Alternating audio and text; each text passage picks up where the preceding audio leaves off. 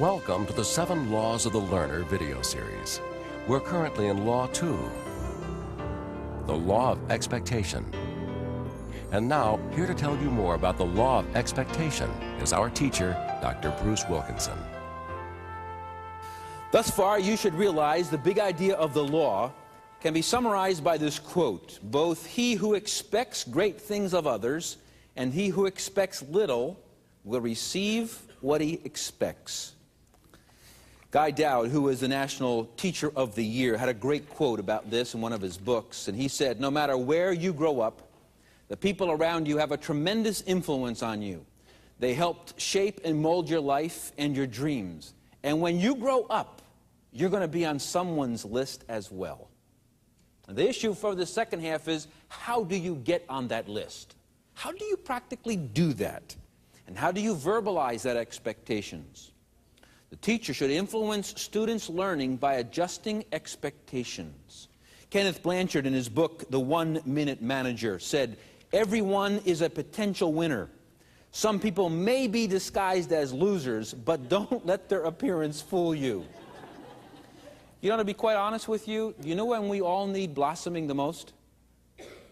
When we're the least desirable to blossom.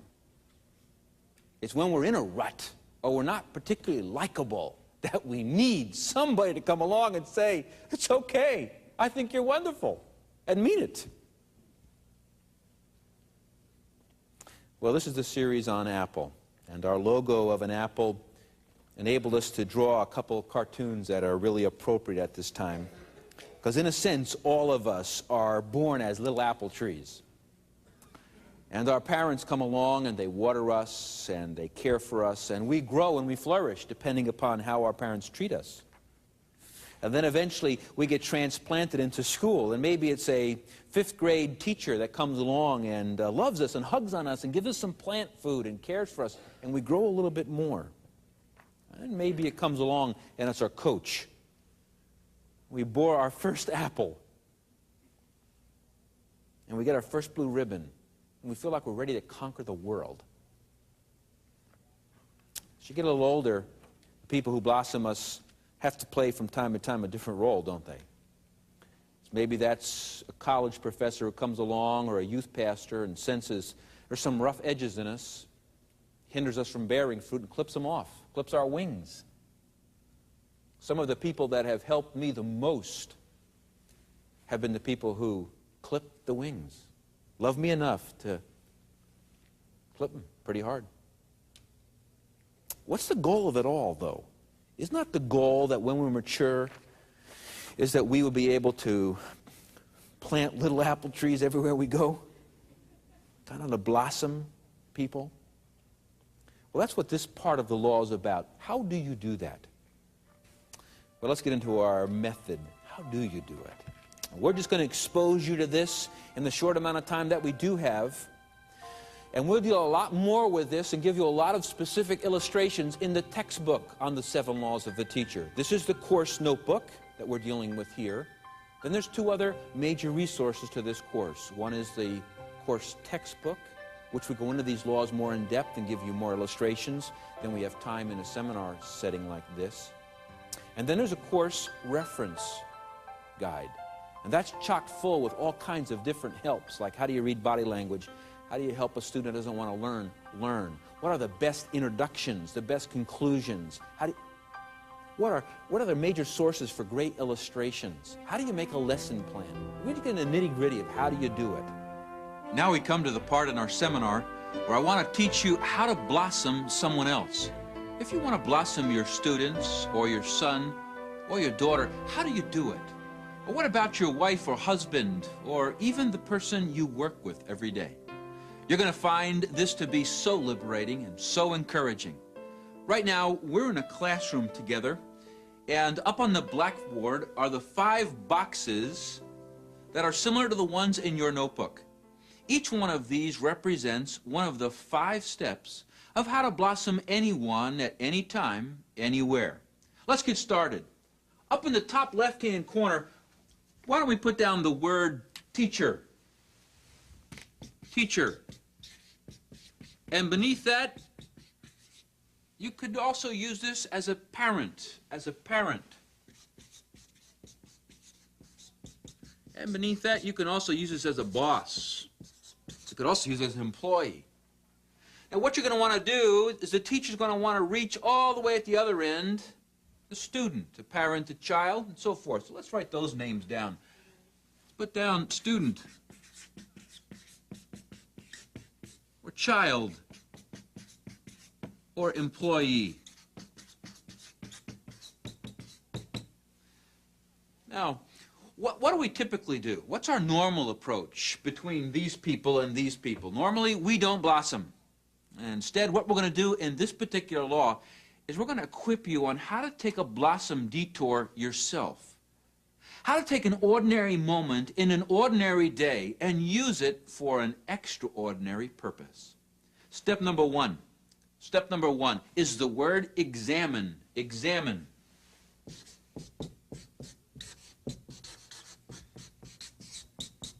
Examine. This is where you give attention to what's going on. Your antenna is up. You're giving close supervision to what on earth's going around right in front of you. You don't need to make something up to blossom someone. You just need to see what's already going on around you, right in front of you. So put down the word attention. Attention. I want you to pay attention. Have your antenna up. Watch for opportunities to blossom somebody. Now, step number two, right here. As you're watching for something, the next thing you want to do is to bring it to the light. Take that action, that activity, out of the darkness and help the other person realize that you saw it. So you have to expose it. You have to expose. Step number two, expose. You have to tell them what you saw. You have to tell them what you heard. This is the basis upon which you're going to eventually blossom that person.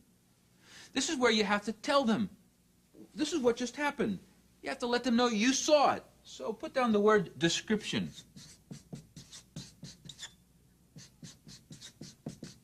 Description.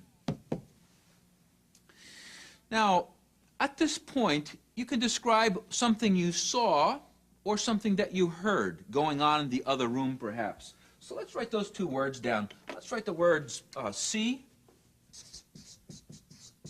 and the word hear. Something you see or hear. Now, what could you use to start that part off? You're watching right here. You're watching. Your antenna is up. All of a sudden, you see something. So how can you start that part off? Maybe you can use the words, you just did. And then tell them what they just did. You just did. And then tell them something they did. Something in the past. In the past. For instance, let's say Johnny comes home and has got his first A in science. And he comes at home and he's all proud and you see it. You could say, uh-huh, good. Or you could say, oh, this is an opportunity. So you come over and you tell him, Johnny, you just got your first A in science. Now, as soon as you tell that person what you just saw, you need to pause for a minute. Let that other person realize what you just said. Let's write the word pause right here. Pause. Now, the next thing, step number 3, is you want to tell that person how you feel about what they just did. Remember, this isn't how they feel, it's how you feel about what they did. So let's go back to Johnny for a minute. He comes in and you said, Johnny, you just got your first A in science. But now if your antenna's up, you can use that occasion to blossom him. You saw it, you described it. Now you have to tell him how you feel about that. You have to give him emotion. Right here, box number 3, step number 3, emotion. Emotion. That is, after you tell him what you saw, tell him how you feel about it. Or give a reaction. A reaction. To what that person just did. This is where you have to give them how you feel about it. You see it or you hear it, then tell them how you feel about it. Now, how could you start that off? I don't know. When it comes natural to you, you just do it. But perhaps to get you started, we could use the word that makes me feel. That makes me feel.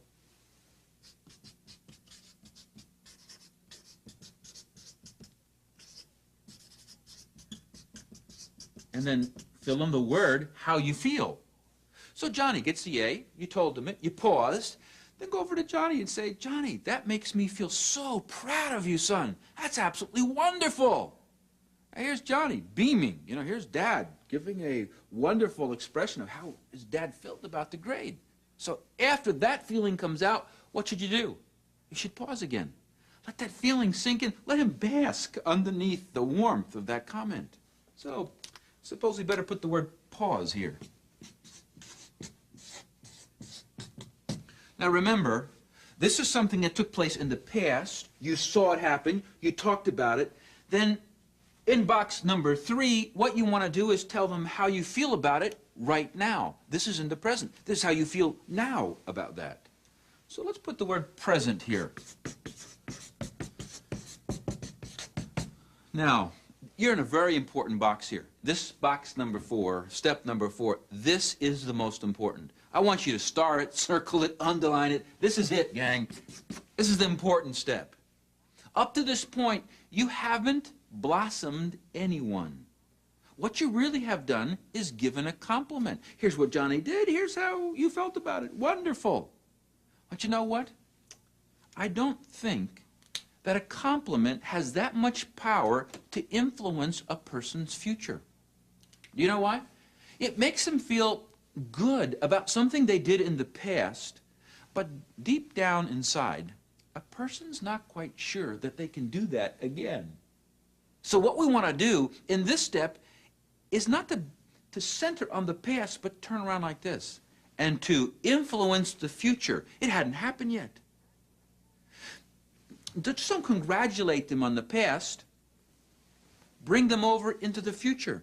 So an expectation looks beyond the present, and it takes the past, and it draws it right to the future. It kind of pulls that person into that direction.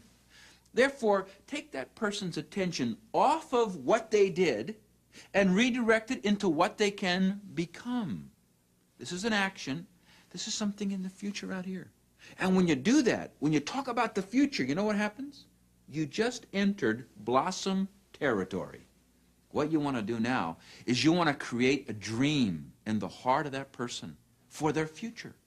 A wonderful dream, an inspiring dream, a vision for them.